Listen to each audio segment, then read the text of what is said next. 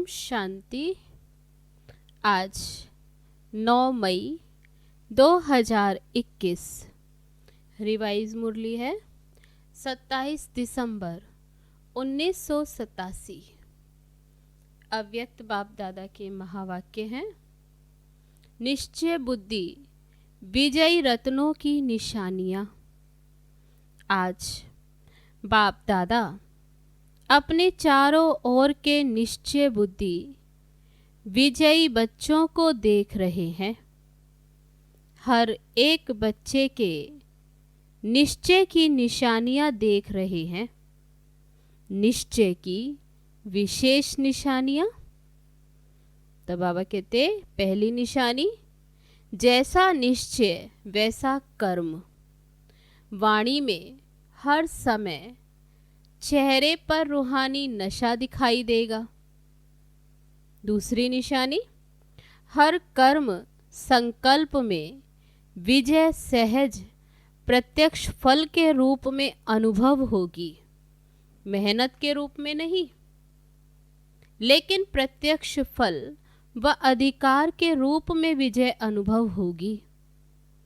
तीसरी निशानी, अपने श्रेष्ठ भाग्य,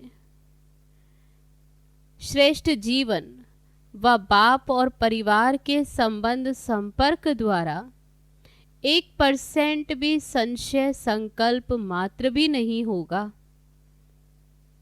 चौथी निशानी, क्वेश्चन मार्क समाप्त। हर बात में बिंदु लगाने वाले होंगे। और पांचवी निशानी, निश्चय बुद्धि हर समय अपने को बेफिक्र बादशाह सहज स्वतः अनुभव करेंगे। अर्थात बार बार स्मृति लाने की मेहनत नहीं करनी पड़ेगी, मैं बादशाह हूँ, ये कहने की मेहनत नहीं करनी पड़ेगी, लेकिन सदा स्थिति के श्रेष्ठ आसन व सिंहासन पर स्थित हैं ही। जैसे लौकिक जीवन में कोई भी परिस्थिति प्रमाण स्थिति बनती है, चाहे दुख की चाहे सुख की, उस स्थिति की अनुभूति में स्वतः ही रहते हैं, बार बार मेहनत नहीं करते। मैं सुखी हूँ व मैं दुखी हूँ। बेफिक्र बादशाह की स्थिति का अनुभव स्वतः सहज होता है। अज्ञानी जीवन में परिस्थितियों प्रमाण स्थिति बनती है, लेकिन शक्तिशाली अलौकिक ब्राह्मण जीवन में परिस्थिति प्रमाण स्थिति नहीं बनती, लेकिन बेफिक्र बादशाह की स्थिति व श्रेष्ठ स्थिति बाप दादा द्वारा प्राप्त हुई नॉलेज की लाइट माइट द्वारा, याद की शक्ति द्वारा, जिसको कहेंगे ज्ञान और योग की शक्तियों का वर्षा बाप द्वारा मिलता है। तो ब्राह्मण जीवन में बाप के वर्षे द्वारा व सतगुरु के वरदान द्वारा व भाग्य विधाता द्वारा प्राप्त हुए श्रेष्ठ भाग्य द्वारा स्थिति प्राप्त होती है। अगर परिस्थिति के आधार पर स्थिति है, बाबा कहते अगर परिस्थिति के आधार पर स्थिति है तो शक्तिशाली कौन हुआ? परिस्थिति पावरफुल हो जाएगी ना। और परिस्थिति के आधार पर स्थिति बनाने वाला कभी भी अचल अडोल नहीं रह सकता। परिस्थिति आए तो स्थिति श्रेष्ठ हो जाए, अच्छी हो जाए, ऐसा कहे नहीं। तो बाबा कहते परिस्थिति के आधार पर स्थिति बनाने वाला वे अचल अडोल नहीं। जैसे अज्ञानी जीवन में अभी अभी देखो बहुत खुशी में नाच रहे हैं और अभी अभी उल्टे सोए हुए हैं, तो अलौकिक जीवन में ऐसी हलचल वाली स्थिति नहीं होती। परिस्थिति के आधार पर नहीं, लेकिन अपने वर्षे और वरदान के आधार पर व अपनी श्रेष्ठ स्थिति के आधार पर परिस्थिति को परिवर्तन करने वाला होगा। तो निश्चय बुद्धि इस कारण सदा बेफिक्र बादशाह है, क्योंकि फिक्र होता है कोई अप्राप्ति व कमी होने के कारण।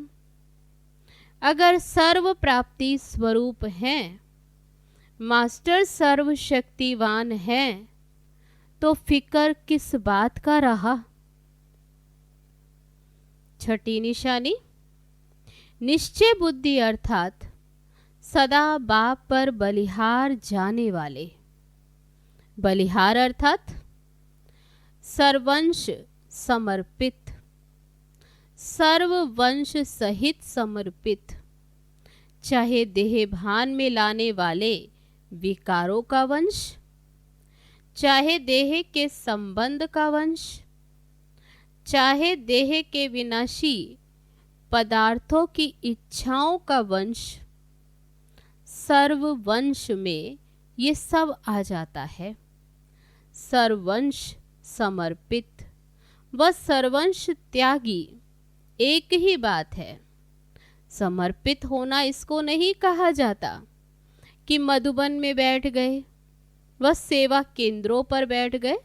समर्पित ये भी एक सीढ़ी है, जो सेवा अर्थ अपने को अर्पण करते हैं, लेकिन सर्वंश अर्पित ये सीढ़ी की मंजिल है। एक सीढ़ी चढ़ गए, लेकिन मंजिल पर पहुंचने वाले निश्चय बुद्धि की निशानी है तीनों ही वंश सहित अर्पित। बाबा ने कहा तीनों ही वंश सहित अर्पित। तीनों ही बातें स्पष्ट जान गए हो। वंश तब समाप्त होता है जब स्वप्न व संकल्प में भी अंश मात्र नहीं। अगर अंश है तो वंश पैदा हो ही जाएगा। इसलिए सर्वंश त्यागी की परिभाषा अति गुह्य है। ये भी कभी सुनाएंगे। फिर है सातवीं निशानी, निश्चय बुद्धि सदा बेफिक्र निश्चिंत होगा। हर बात में विजय प्राप्त होने के नशे में निश्चित अनुभव करेगा। तो निश्चय, निश्चिंत और निश्चित ये हर समय अनुभव कराएगा। निश्चय है तो क्या अनुभव कराएगा? बाबा कहते हैं निश्चिंत, निश्चित ये हर समय अनुभव होगा। आठवीं निशानी है, वे सदा स्वयं भी नशे में रहेंगे और उनके नशे को देख दूसरों को भी ये रूहानी नशा अनुभव होगा। औरों को भी रूहानी नशे में बाप की मदद से स्वयं की स्थिति से अनुभव कराएगा। निश्चय बुद्धि की व रूहानी नशे में रहने वालों के जीवन की विशेषताएं क्या होंगी? पहली बात, जितना ही श्रेष्ठ नशा उतना ही निमित्त भाव हर जीवन के चरित्र में होगा। निमित्त भाव की विशेषता के कारण निर्माण बुद्धि, बुद्धि पर ध्यान देना। जितनी निर्माण बुद्धि होगी उतना निर्माण करते रहेंगे। नव निर्माण कहते हो ना, तो नव निर्माण करने वाली बुद्धि होगी तो निर्माण भी होंगे, नव निर्माण भी करेंगे। जहाँ ये विशेषताएं हैं उसको ही कहा जाता है निश्चय बुद्धि विजयी। निमित्त, निर्माण और निर्माण निश्चय बुद्धि की भाषा क्या होगी, बाबा पूछते। निश्चय बुद्धि की भाषा में सदा मधुरता तो कॉमन बात है, लेकिन उदारता होगी। उदारता का अर्थ है सर्व आत्माओं के प्रति आगे बढ़ाने की उदारता होगी। पहले आप, मैं नहीं। उदारता अर्थात दूसरों को आगे रखना। जैसे ब्रह्मा बाप ने सदैव पहले जगत अम्बा व बच्चों को रखा। मेरे से भी तीखी जगदम्बा है, मेरे से भी तीखे ये बच्चे हैं। तो बाबा ने ऐसे आगे रखा। ये उदारता की भाषा है।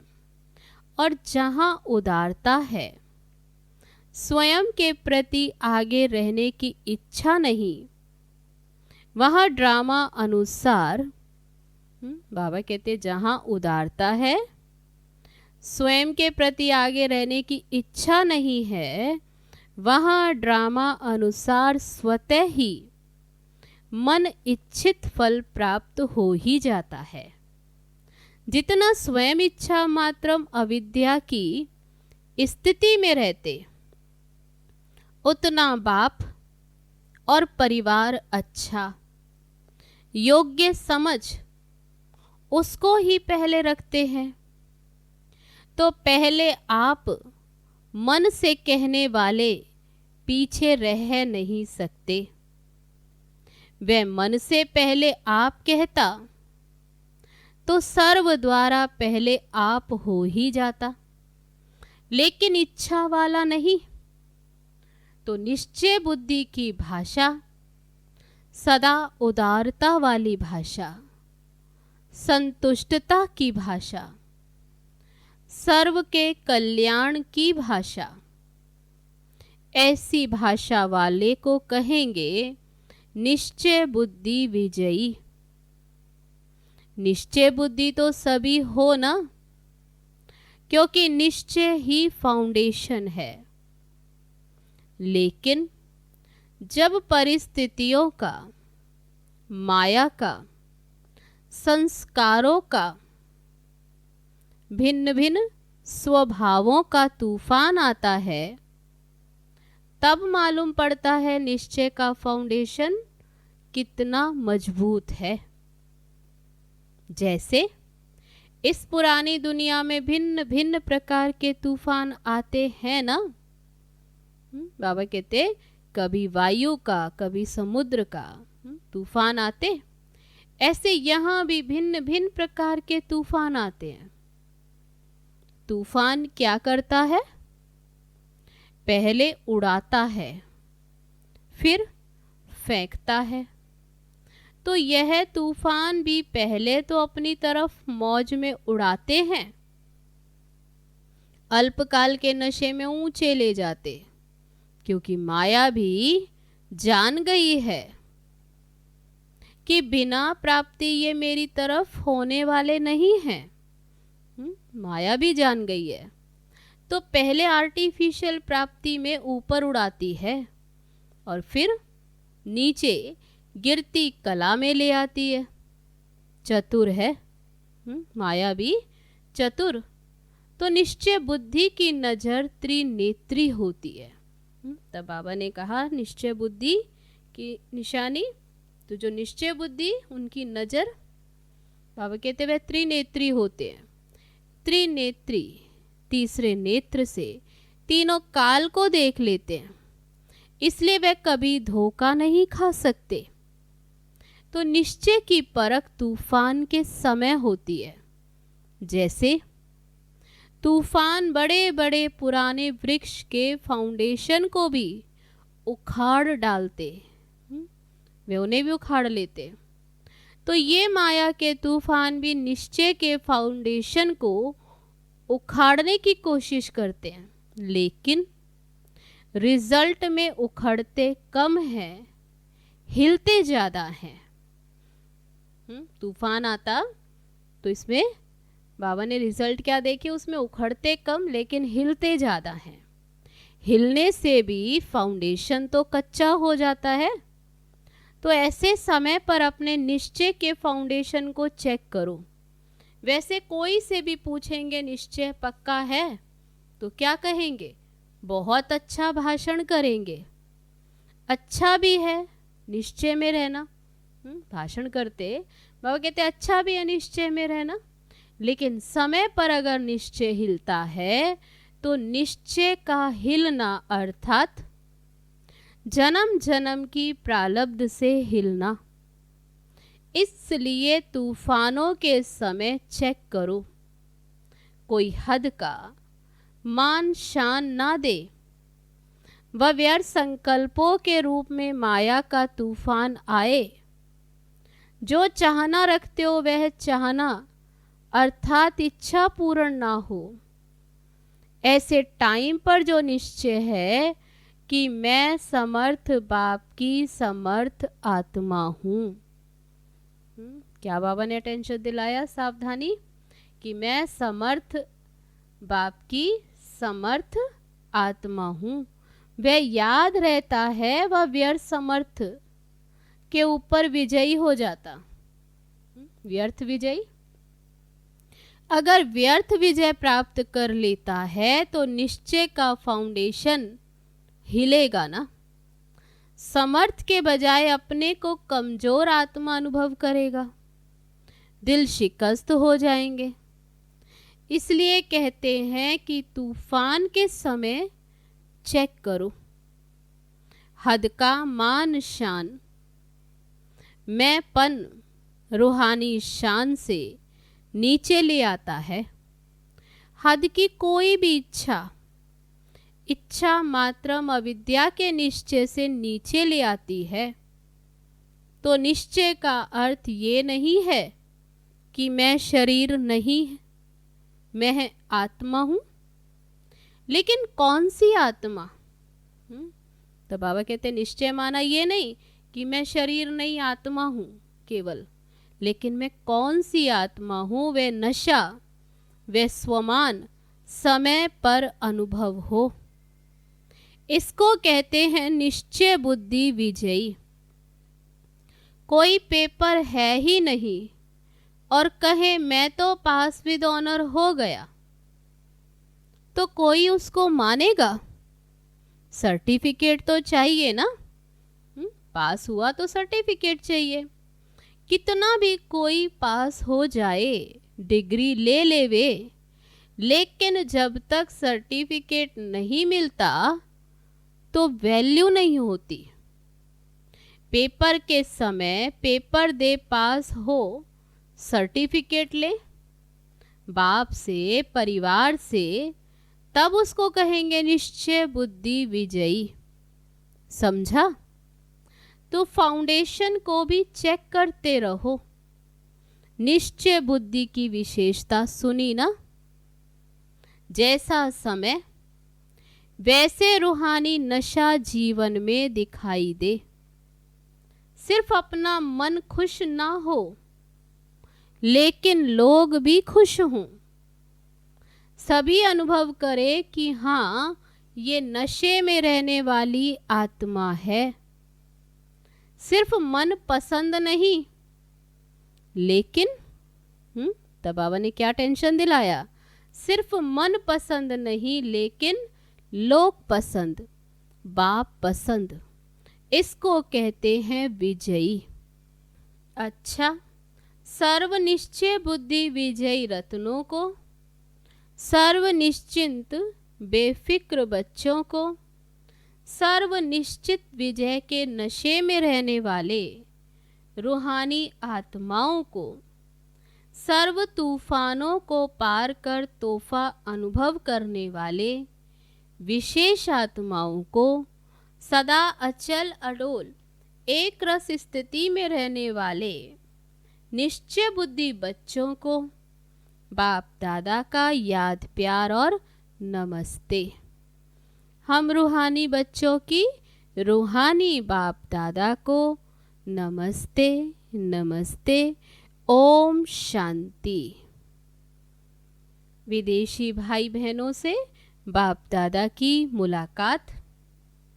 अपने को समीप रतन अनुभव करते हो। समीप रतन की निशानी क्या है? वे सदा सहज और स्वतः ज्ञानी तू आत्मा, योगी तू आत्मा, गुण मूरत सेवाधारी अनुभव करेंगे। समीप रतन के हर कदम में ये चार ही विशेषताएं सहज अनुभव होंगी। ज्ञानी तू आत्मा, योगी तू आत्मा, गुण मूरत। तो बाबा कहते ये सहज उनमें ये अनुभव होगी, एक भी कम नहीं। ज्ञान में कम हो, योग में तेज हो, या दिव्य गुणों की धारणा में कमजोर हो, वे सब में सदा ही सहज अनुभव करेगा।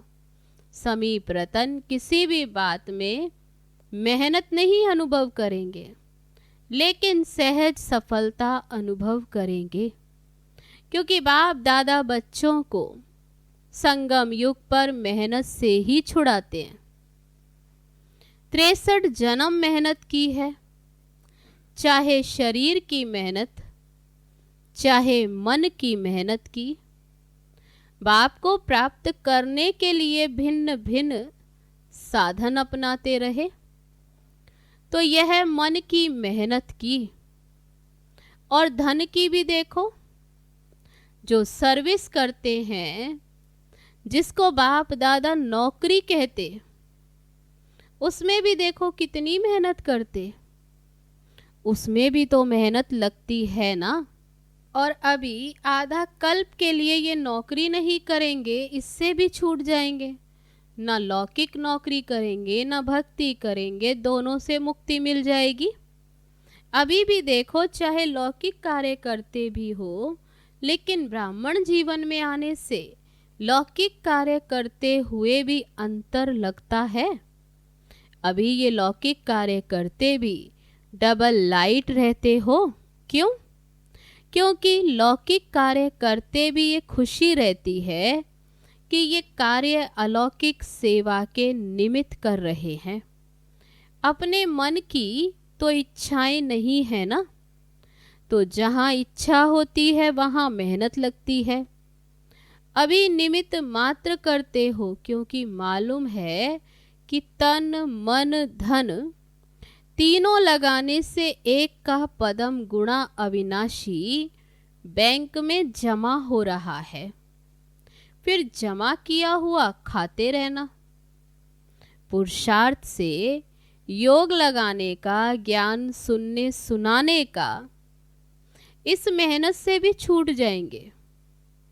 कभी कभी क्लासेस सुनकर थक जाते हैं ना, वहाँ तो लौकिक राजनीति पढ़ाई भी जो होगी वह भी खेल खेल में होगी। इतने किताब आदि नहीं याद करने पड़ेंगे, सब मेहनत से छूट जाएंगे। कईयों को पढ़ाई का भी बोझ होता है। संगम युग पर मेहनत से छूटने के संस्कार भरते हो। चाहे माया के तूफान आते भी हैं, लेकिन ये माया से विजय प्राप्त करना भी एक खेल समझते हो, मेहनत नहीं। खेल में भी क्या होता? जीत प्राप्त करना होता है ना। तो माया से भी विजय प्राप्त करने का खेल करते हो। खेल लगता है या बड़ी बात लगती है? बाबा पूछते हैं। जब मास्टर सर्वशक्तिवान स्टेज पर स्थित होते हो तो खेल लगेगा। और ही चैलेंज करते हो कि आधा कल्प के लिए विदाई लेकर जाओ। तो विदाई समारोह मनाने आती है, लड़ने नहीं आती है। विजयी रतन हर समय हर कार्य में विजयी हैं। बाबा पूछते हैं, विजयी हो ना? हाँ जी। तो वहां जाकर भी हाँ जी करना। फिर भी अच्छे बहादुर हो गए। पहले थोड़ी जल्दी घबरा जाते थे, अभी बहादुर हो गए तो अनुभवी हो गए, तो अनुभव की अथॉरिटी वाले हो गए। परखने की भी शक्ति आ गई, इसलिए घबराते नहीं। अनेक बार के विजयी थे, हैं और रहेंगे, यही स्मृति सदा रखना। अच्छा, फिर है विदाई के समय दादियों से मुलाकात।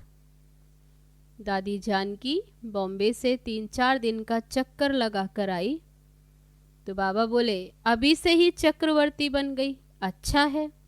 यहाँ भी सेवा और वहाँ भी सेवा की, यहाँ रहते भी सेवा करते और जहाँ जाते वहाँ भी सेवा हो जाती।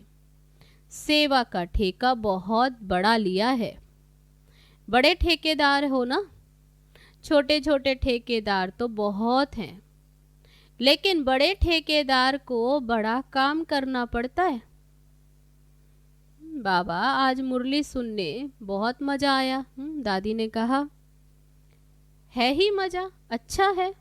आप लोग कैच करके औरों को क्लियर कर सकते हो, सभी तो एक जैसे कैच कर नहीं सकते।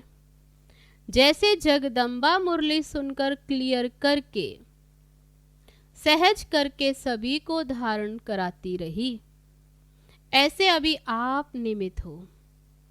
कई नए नए तो समझ भी नहीं सकते, लेकिन बाप दादा सिर्फ सामने वालों को नहीं देखते, जो बैठे हैं सभा में उन्हें ही नहीं देखते, सभी को सामने रखते हैं। फिर भी सामने अनन्य होते हैं तो उन्हों के प्रति निकलता है। आप लोग तो पढ़कर भी कैच कर सकते हो। अच्छा, अब है आज का वरदान।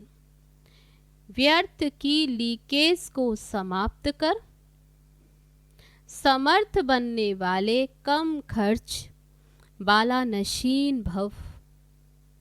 संगम युग पर बाप दादा द्वारा जो भी खजाने मिले हैं, उन सर्व खजानों को व्यर्थ जाने से बचाओ, तो कम खर्च वाला नशीन बन जाएंगे।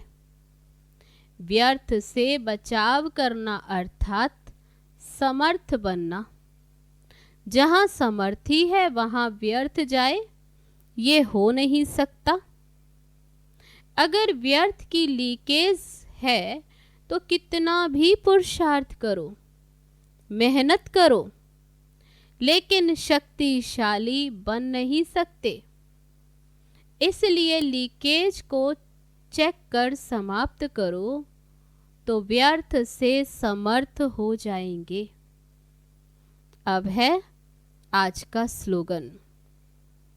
प्रवृत्ति में रहते संपूर्ण पवित्र रहना, यही योगी व ज्ञानी तू आत्मा की चैलेंज है। अच्छा, ओम शांति।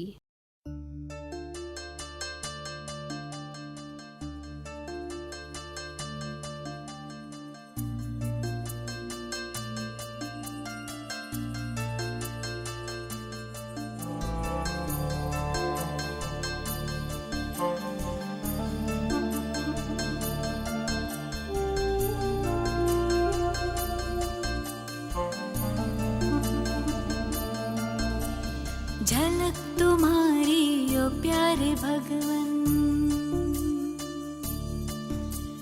पलक में भर के दिखा रहे हम। फलक से हम यही गा रहे